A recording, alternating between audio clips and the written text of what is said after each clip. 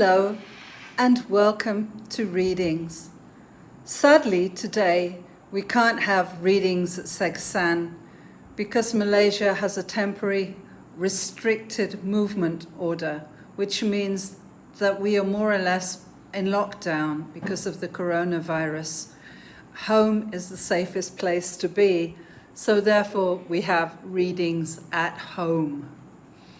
Param suggested that we make a video and we get writers to contribute their pieces via video. So he's volunteered to edit everything together, and I'm really grateful to him because I think it's so important to have a kind of placeholder while we cannot meet in person. So today we have 4 writers who are going to read from their work. And we're going to kick off with the first reader, who is called Geeta Pats. Geeta is a retired English language teacher who enjoys learning and traveling. She loves reading and cooking, and she's had a short story published by Silverfish, in Silverfish New Writing 5. She's currently writing more short stories, she says. The title of the story is Warmth. Father looked up at the cloudless morning sky. Closing his eyes, he inhaled the cool, early air and let out a contented sigh. He stood on the right bank of the river, and as he lifted his gaze towards the far horizon, I realized that for once in a long time, Father was at peace with himself. He had come back to this land after an absence of 17 years, fearing that there would be changes, physical ones at the very least.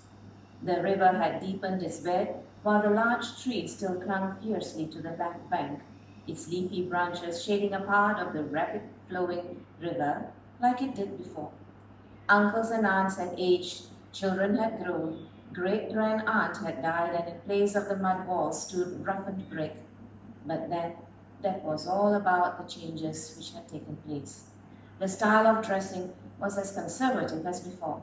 Piped water was still miles away, and all the households utilized water from wells and the river.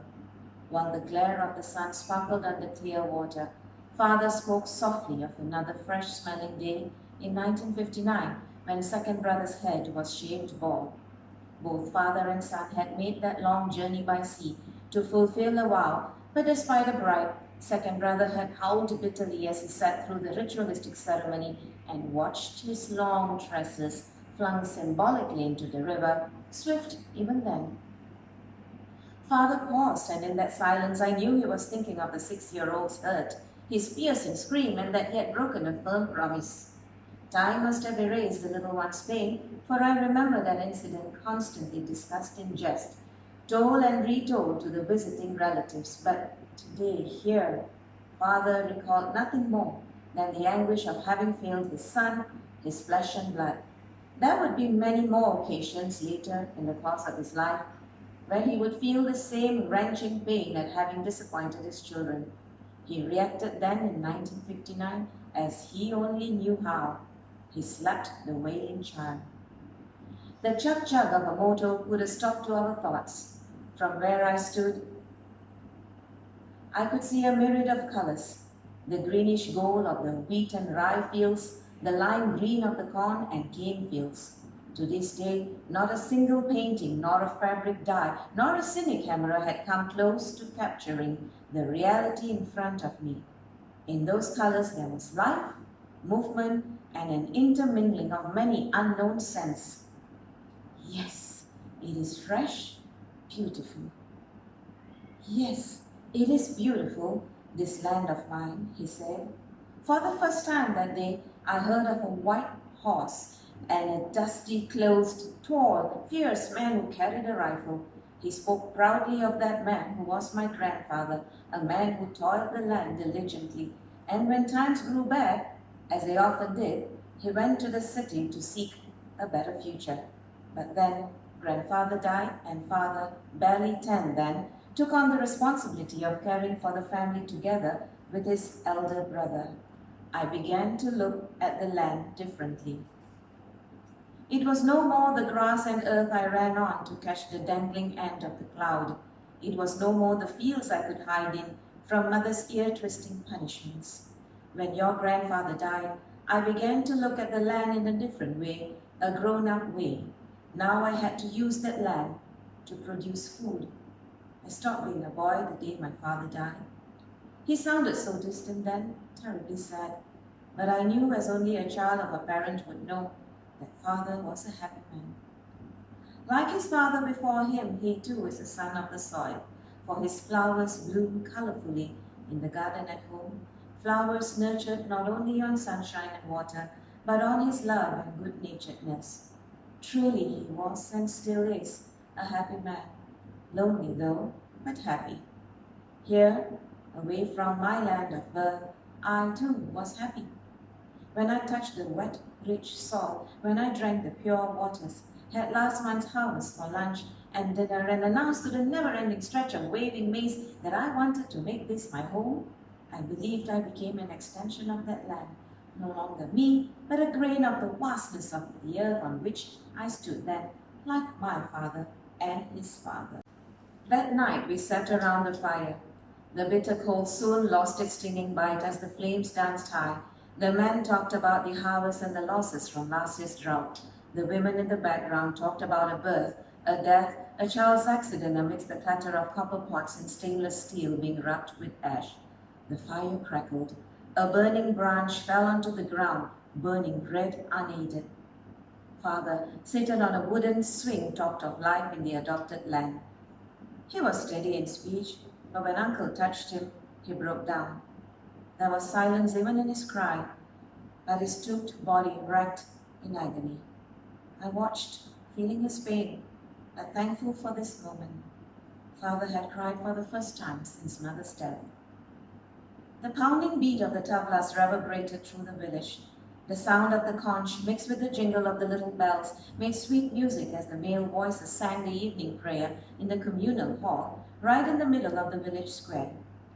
Father still sobbed, but as the hymns grew louder, nearing a crescendo, he became calm. When the lead voice urged the others to fill the village with their hearts, they did so.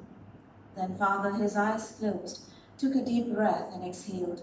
He said a prayer, opened his eyes, and held me with them. Only then did I go up to him and lay my head on his shoulder.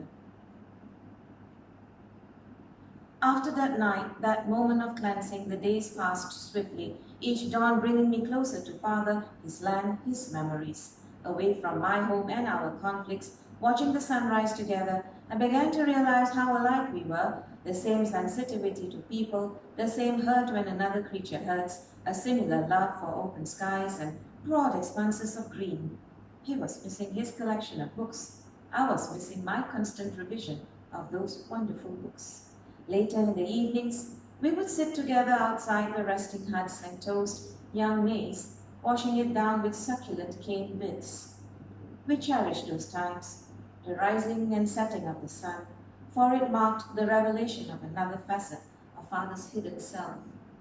We left a month later, my father much altered from the years gone by. The flight home was passed in silence, both in our own thoughts. The gathering at the house was warm, cheerful, and tiring. During the next few days, the family couldn't stop wondering about the change in Father.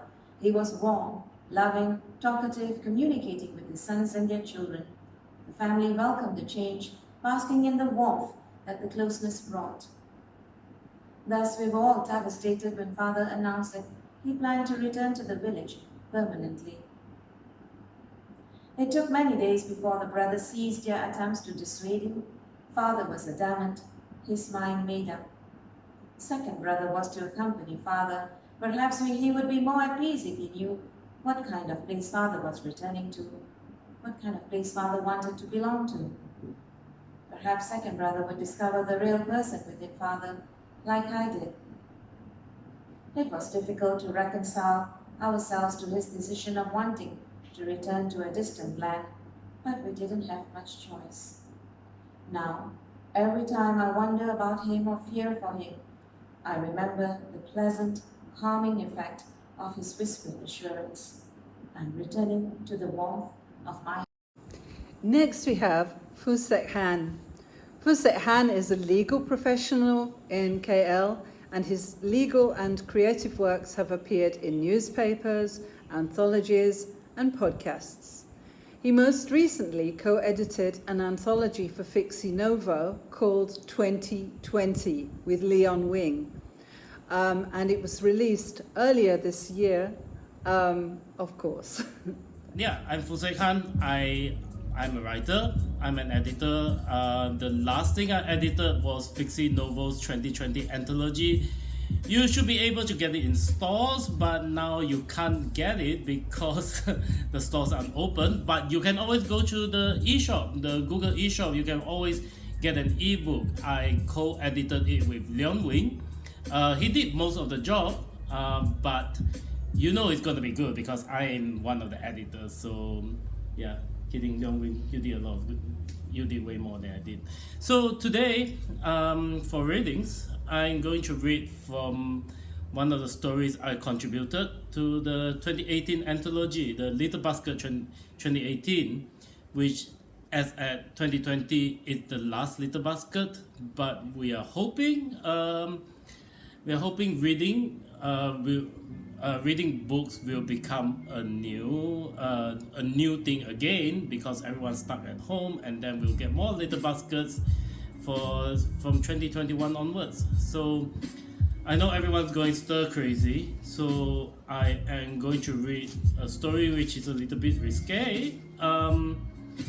It's called okay, let me restart this. I wrote this from a challenge, and the challenge is you have to write a story out of a Vice, out of a headline, an automated headline that's generated from a website that creates fake headlines for the website called Vice. And if you don't know Vice is supposed to be very counterculture, but they have a very certain demographic, so they always go towards sex, violence, and drugs, and it's always like something that shocks you. It's always something that's weird, but it's usually the headline is very, very clickbait like.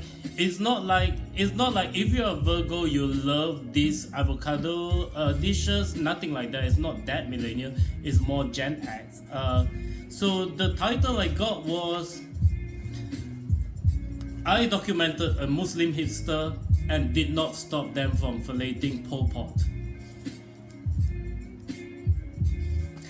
So yeah, and it's on page 69, so that's really nice.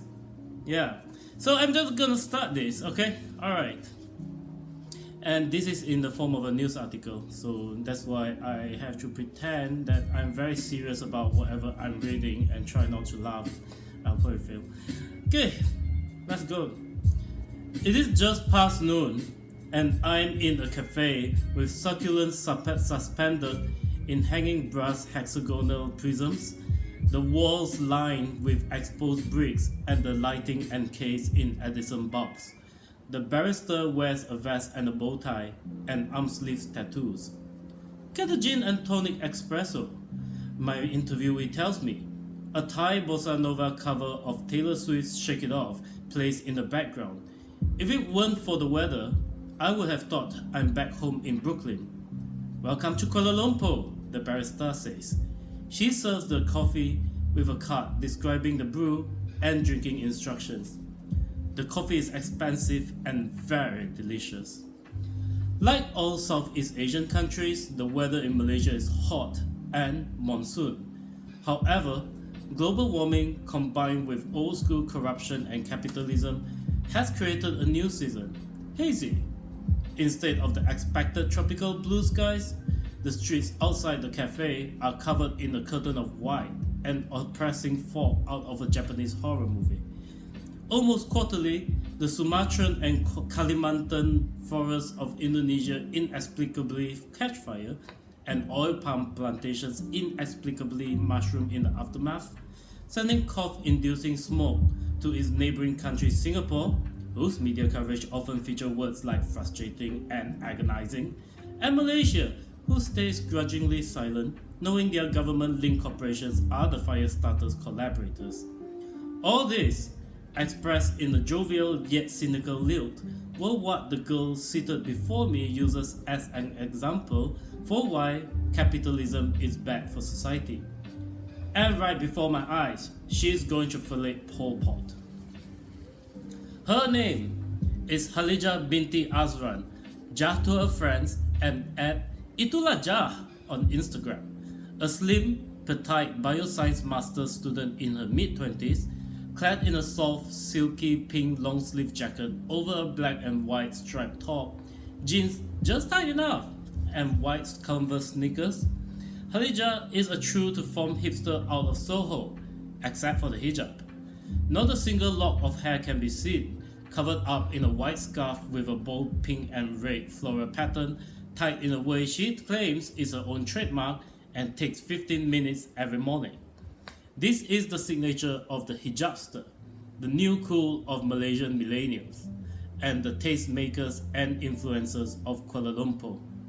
The new taste, Halija tells me, is putting the massive cock of deceased Cambodian fascist Pol Pot in her mouth and enjoying it. I do not stop her. She takes Pol Pot's humongous member, a monstrous, vivid rod the color of an unpolished brown tree sap and the size of a healthy young tree. The vascular trunk is riddled with veins belonging in a steroid-injected bodybuilder's arm.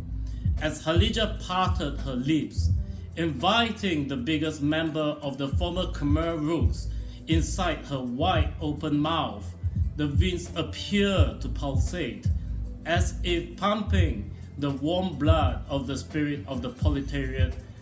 It is uncircumcised, the tip of the cock creased with a little slit, suggesting a sack ready to unload a plethora of shocking flavors.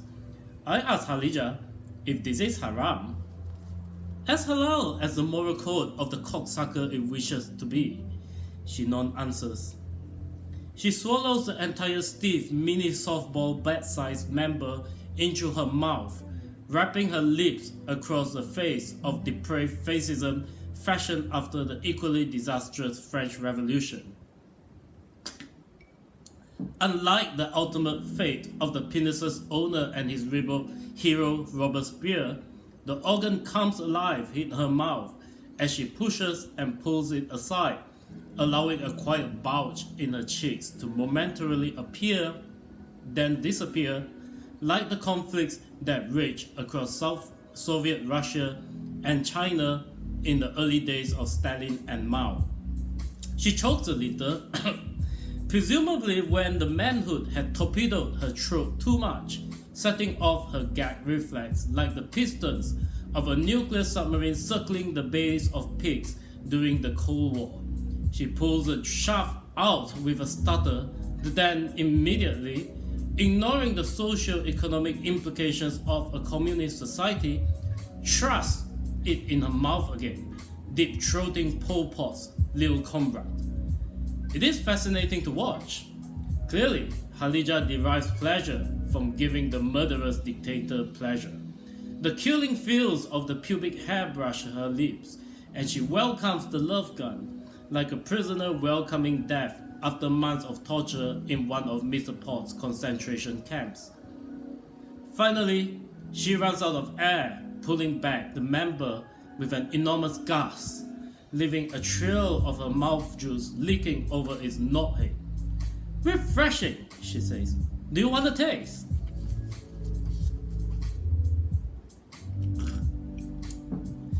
My curiosity is piqued. I could feel my fingers tingling with excitement, my tongue salivating. "I'm so sorry," I decline. "But are there any flavors besides palm sugar?" "It's a traditional candy from Phnom Penh," she says. Pol Pot's packer, half eaten on a stick, is dropped onto a plate, presumably for later. Already the veins are melting into a puddle under the stifling heat. Halija smiles. "Fancy Sukarno's Shillong instead? It's Javanese dodo." Say hello to the latest dessert trend in Malaysia, the dictator dates. founded and co-owned by Halija and her lifelong friend Sun Lin Tan, the ice cream has been met with much local appreciation and acclaim. Based on local potong ice creams, frozen rectangular blocks made of corn flour, coconut milk and assorted flavors, an artisanal twist is thrown into the mix by pouring the concentrate into dildo molds. The brand prides itself in making great tasting ice cream with natural ingredients and regional flavors to keep in line with the controversial figures in question. It all started, Halija tells me, when she was vague tweeting as usual. I was bored and wrote, "Real talk is disruptive game changing, a dog whistle for white people capitalism," she says. Out of habit, I left it public and boom, it just spread like wildfire with no explicable reason. The tweet attracts both supporters and, to her consternation, the alt-right. Islamophobic and racist replies flooded her feed, which she duly ignored, except for one. "Shut up and go fillet Pol Pot, you Muse Kami." That made me pause, she says. Does being anti-capitalistic means you are a communist? But I couldn't get the words fillet Pol Pot out of my head. There's some appeal in that kind of insult. She spoke to Sun Lin Tan, her partner, who confessed she had told people on the internet to fillet Ronald Reagan when they were arguing about baby boomers versus millennial economics. "It just clicked, it made perfect sense," she says, creating a confectionery brand based on ironic internet shitposting. It's less cynical than memes and more sincere than Sanrio cartoons like Hello Kitty. Why the hell not? Together, they created the first 3 flavors, the aforementioned 2, which is Pol Pot's Packer and Sukarno's Shlong, and the third one, Thaksin's Trouser Snake, which is made of sweetened Thai tea infused with lemongrass. Dictator Dicks had no storefront, and they just sold it on Instagram to trendy cafes. Unironic Gaslighting, which is a cafe that I'm drinking coffee and sucking candy dicks with Halija, is the very first store to offer these dicks. In the beginning, only a few places took up the dessert, and they sold a few. The brand blew up when the local Instagram influencer and daughter of real property tycoon, the real Therese Lee, posted herself eating Sukarno's Shlong in response to a troll declaring her an anti-democratic communist. Turns out, people love buying it to spite others when they have fights both in real life and online, Halija says. Overnight, the ice cream sold out and every trendy cafe in town made bulk orders. It was mad, she says. I love these dicks. They are now expanding the flavor profiles, although curiously, Dictator Dicks will avoid local Malaysian politicians. You can't make money if we get banned or go to jail, she says. And the police is arrest happy. Well, very relevant. Besides, there are people who actually read local newspaper Utusan and eat our stuff. Can you believe that? Side note, this was written when Utusan was still alive, so... What about other flavors then? We have been thinking of Aung San Suu Kyi's pussy, she says, but it's very risky, and we don't know if somebody else may jump the gun on us and start a JJ ice cream brand. Would it be limited to Southeast Asia?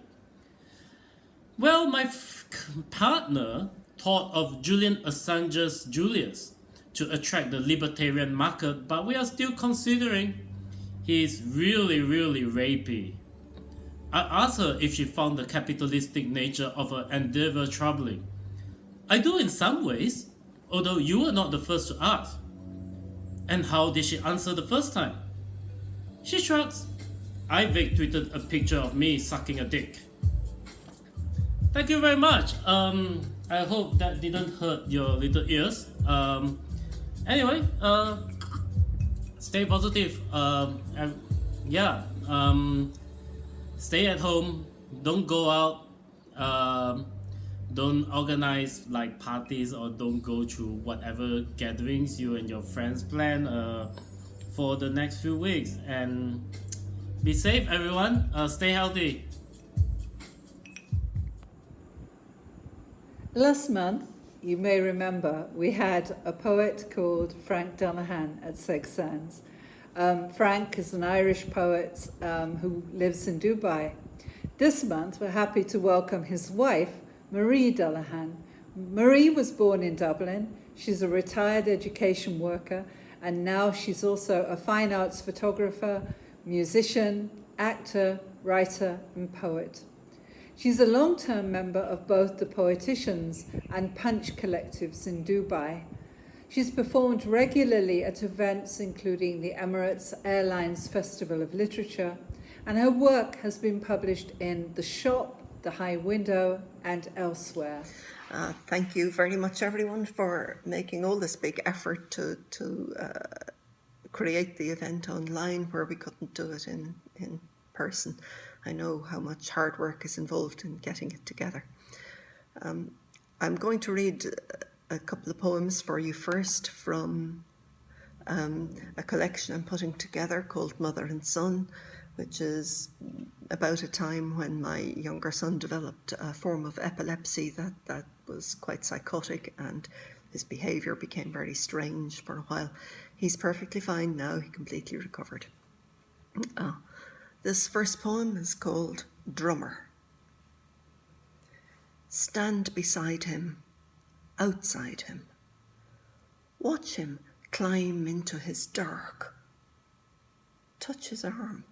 See, he jerks as if your hand jars his skin. Call his name. He will not answer. He knows not who he is, nor where, nor how he got there, nor if he can ever return. Call him again. You know he knows not who you are, whether you are, or ever were. You cannot hear his voice, his heartbeat, his breath, nothing, until he hammers that tattoo of terror on his birthday drums you bought when he was still a normal son.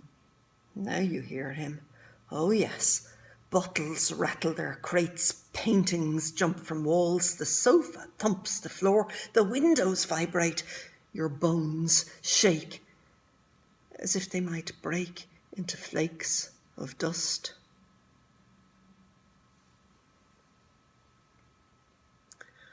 The second piece is also from that collection.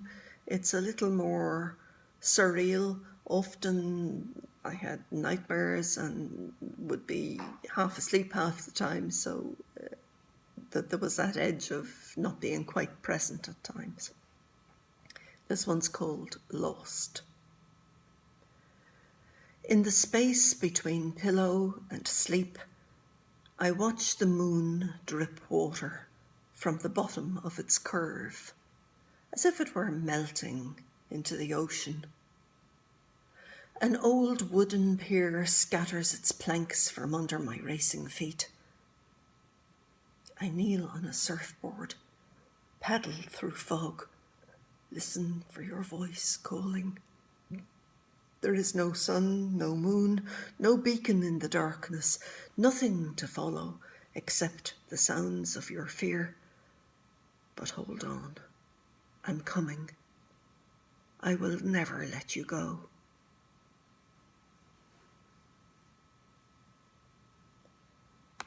Okay,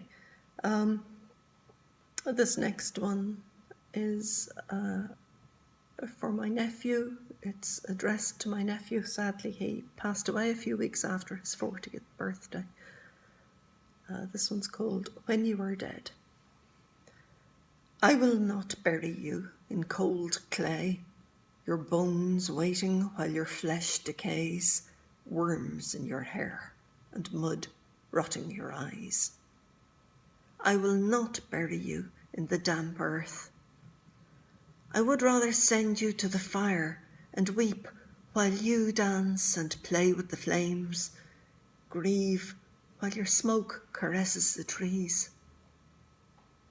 I will gather your ash into a clay pot or wood and spill its greyness into the fastest river. Mourn while you travel on down waterfalls and through bright meadows until at last you arrive at the unending ocean, its unceasing motion like a baby's cradle or an old man's rocking chair. And there, my lovely, you may have charge of all the wild forces of that open space. The explosion of sun, the cold of the moon, the exhilaration of unbridled storms, lightning, thunder, roaring wind and soaring wave. You, the maestro, conducting his orchestra.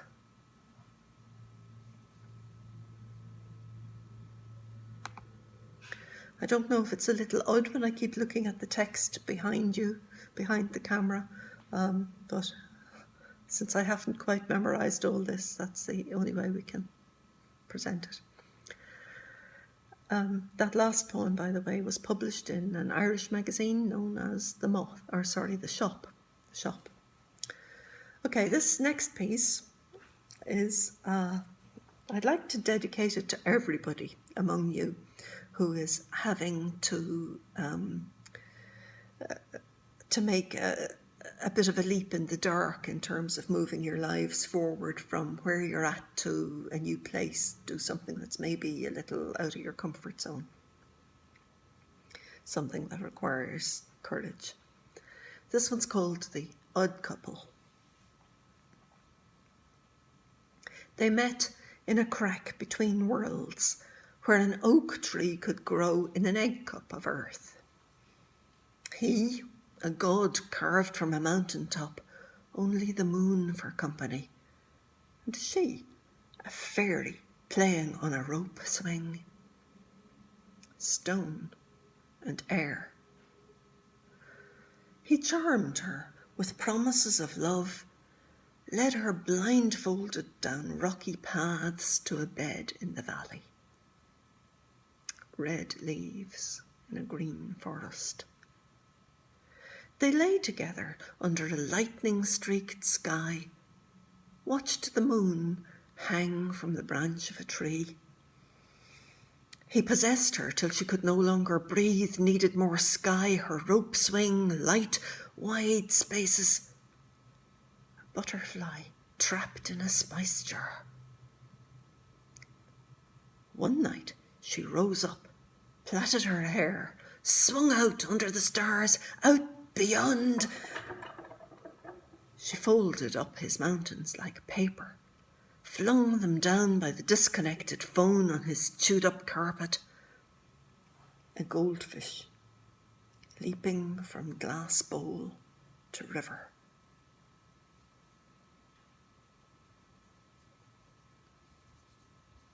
And now, I can't get that off my screen. There we go. This final piece is a poem I wrote for a friend of mine. Her name is Eileen. She's probably the world's best friend. One of those very caring people who always has a crowd of folks in her home coming to see her because they have a problem and she will help them. So this is called Kitchen Table for Eileen. I have seen this table dressed in patterned cloth, in lace and frills, in white damask with the corners hung uneven, but I prefer it like this, all its stains and scars on show. Here, children crayoned rainbows and dragons, fingered colour into the wood's joints. Here they wrote thank you notes for birthday gifts, puzzled their way from 2 + 2 to differential calculus, grew strong on home-cooked meals. Others too have left their mark.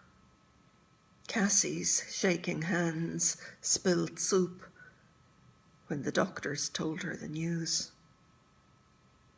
Mary's fingernails dug furrows into the wood, weeks after her husband died. Myself, tea and more tea while I learned to smile again.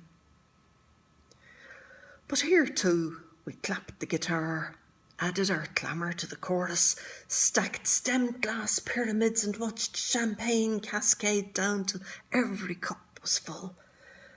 Anniversaries, birthdays, Burns night, Paddy's night, George's night, graduations, promotions, engagements, new jobs, new houses, new babies, any occasion for a bubbly celebration. Well, this table is cluttered now. Letters, photos, travel brochures, an unfinished jigsaw. But still, space enough for coffee cups and elbows, tears, laughter, the coming and going of cats. And that poem, I should mention, has been published in, I think the magazine has an online presence. It's called The High Window. Thank you very much for inviting me to participate. I hope the video works for you, and stay safe out there. Bye now.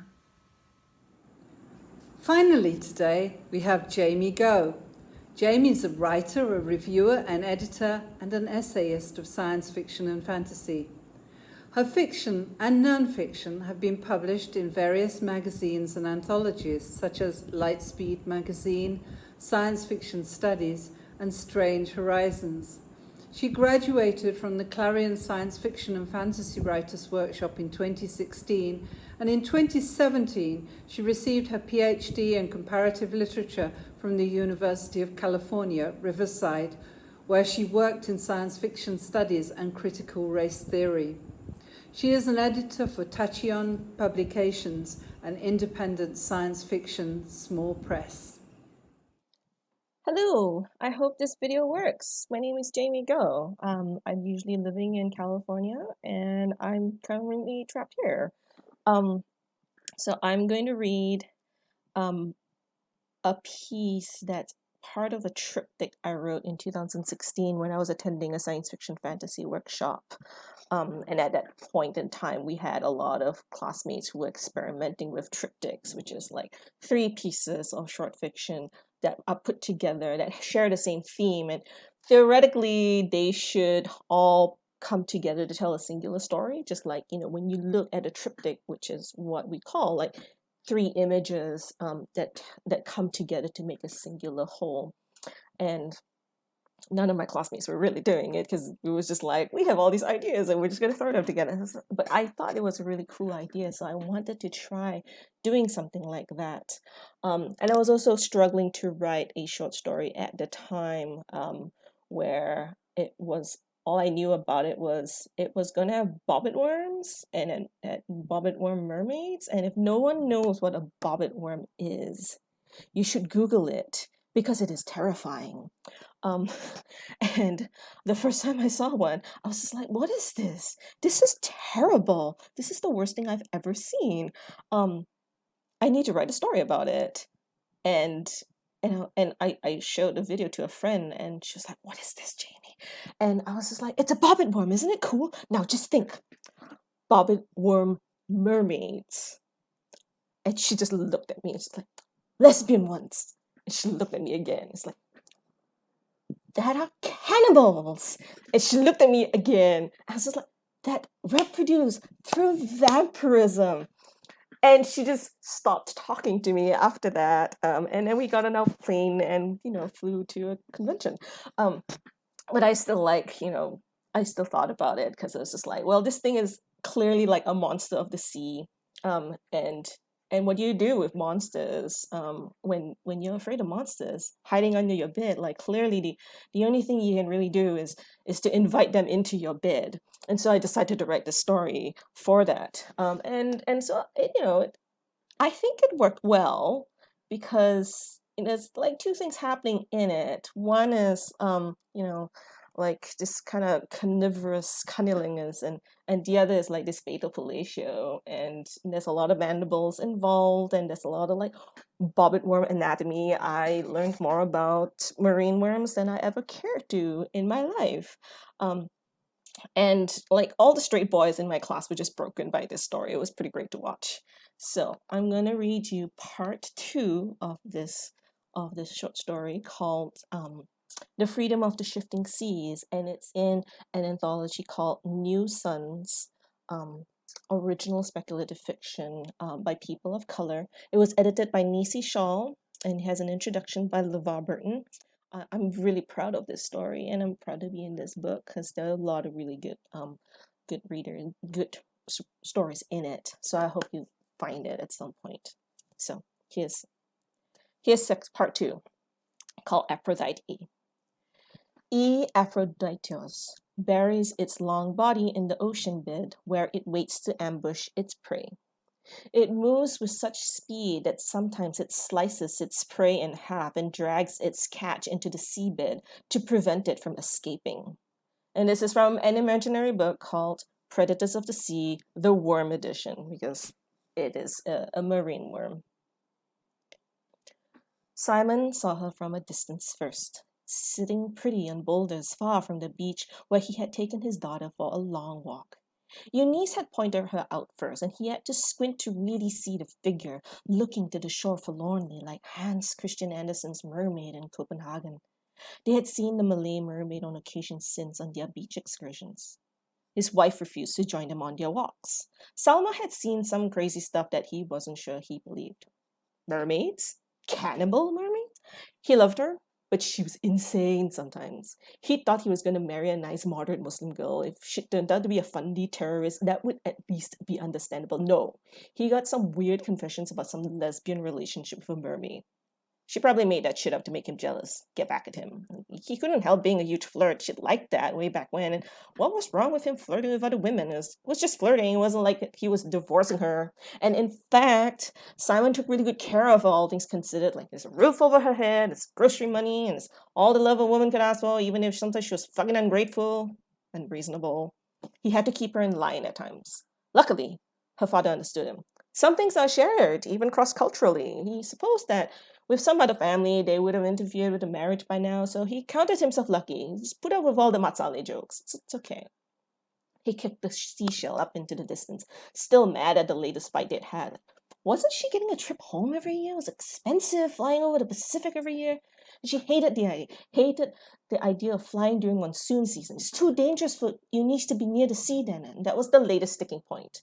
And he admitted he'd been a little careless. He was so caught up talking to that really interesting musician on the beach, he hadn't noticed little Eunice getting lost. And so Salma had just screamed at him for hours while they lodged a police report and stormed down the crying rage, and he'd been too tired to keep her from going out. Like, let her complain to her neighbors or friends or whatever. Like, he'd tell his side of the story eventually, and he would at least sound sane about it. He liked her friends, all of them pretty, like she had been, before bloating up like a whale. It was maybe a little mean of him to hope that she would go missing too, and that would take care of that craziness without the business of divorce, and then maybe he could marry someone else who wasn't so damn shrill. And no. She'd come home with Eunice in her arms, and both of them are damp and stinking of rotten fish. And he hadn't asked Salma where she'd found Eunice, but now Eunice was babbling about mermaids too, and that was 2 crazy women in his house. And there she was again, arms resting on the shelf at the far end of a line of beach rocks. And she stared at him with an intensity that made him wonder. She wasn't that far out from shore. He waved at her, smiling, and she ducked a little behind a rock, but bobbed up again, smiling back, he hoped, waving coyly. Simon waded into the water, a little experimentally. Monsoon weather made the sea cold at times, but it had been a hot day. But it wasn't too bad, and besides, the woman on the rock looked lonely. As he approached, he realized she also looked fine as hell. Cheekbones like they'd been cut by diamonds, large, dark, liquid eyes. Her arms were toned like she worked out regularly, and her hair. At first, he thought it was black, just like everybody else here, but no, it kind of had a rainbow sheen to it, as if she had an oil slick in her hair, or maybe as if her hair was an oil slick. Kind of cool. Oi, he called out.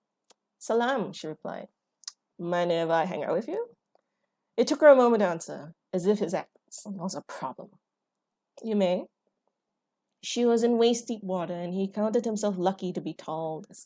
Being a Matsale has its advantages, he thought, as he leaned over the rock to look down into those amazing eyes. And not only that, but clearly he'd lucked out with some freaky girl. She wasn't even wearing a top. Women here wore t-shirts and sarongs at the beach out of modesty, and with the growing Arabization, some of them were buying those swimsuits that covered everything. The crying shame. That had never been the case when he visited Asia in his youth.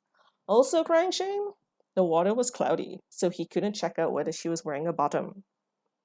He thought he caught a glimpse of one, a scintillating waistband, but the water sloshed up and he lost sight of it. So, you live around here? I move around a lot, you? Her Malay had an odd accent. He'd heard that the Northerners had a different dialect of Malay, but he'd never met anyone who spoke that way before. Still, it gratified him that his Malay was passable enough that the stranger thought he was local. I'm from America, Sharikat. How interesting. Your Malay is very good. Her hand reached up to touch his face. Is your hair really that color? He grinned, bending his head down for her to touch his curls. His naturally blonde hair fascinated locals. Her fingers were tentative and she wrapped a lock around her pinky. Now that her arms were away from her breast, he could see that they were small, almost flat, but cute all the same. So soft, she cooed, letting her hand slip down the back of his head, his neck. So nice. Thanks, he said, about to share his shampoo and conditioning routine because women love that sort of thing, when he noticed her hand was dropping downwards even further. Her fingertips drifted across his chest and even lower. Oh, wow. He didn't protest as her hand tugged at his waistband, pulling him around the rock. He stepped around to let her guide his hips, so he leaned back. And she was fast in unzipping and unbuttoning, some sort of freaky slut. And, he was aware that he had the same stupid grin from early on his face as she got to work on his erection. He gazed down at her rainbow black hair, amazed at how fast she deep-throated him, and what was her tongue even? It was like it was swirling all around his cock. Maybe she had multiple tongues. You don't know. He'd have to investigate afterwards because it felt pretty damn good. Thunder rolled across the sky and the waves came in harder. He was impressed. She wasn't even stopping, even though the tide was coming in, lapping higher around his hips now, spraying her cheeks. Water's coming in, he croaked, gently, but regretfully, pushing at her shoulders. And she took his hands and put them on her head, on her dark hair, and pressed him against the rock even more firmly. And she did not stop, even as the tide came in higher. But he was beyond caring because this was the best blowjob of his goddamn life, and he wasn't about to let something like nature get in the way. And at the back of his mind, he was maybe worried that maybe she might drown if she kept on going, but he gripped her hair and kept thrusting into her throat. And who knows when he might beat her again? Maybe he'd have to get her number. I'm gonna come, he gasped out of courtesy. Vaguely, he realized that he was knee-deep in the sand. When had that happened? Maybe it wasn't the tide coming in after all, but them sinking of the water. He'd have to ask Salma about it later. And he glanced down and what the fuck? She was underwater. Dark eyes meeting his and mandibles unfolded from her cheeks and clamped down around his hips. And he screamed. Oh God, oh shit, oh God, oh shit. He scrabbled at the rock behind him. The water was higher than before. He pulled at the mandibles. Jesus, mandibles! Before they dug into his flesh deeper, and her arms were wrapped around his legs, and she was sinking into the sand. What the fuck? And pulling him with her. Every effort he made to get out of her grasp made her mandibles dig in further. Help! He shrieked, drowned out by another clap of thunder. Water roared around his ears, and she was pulling him underground, underwater, he realized. What the fuck was she? He pushed at the seabed, gasped when she bit down hard. He yelled, oh shit, underwater, but he was still sinking, and the sand was up to his chest now, and his lungs were burning, and his hips were scalding. And as the seabed came up around his ears, he swallowed, and water tickled his fingers, and rough sand engulfed them. Thank you.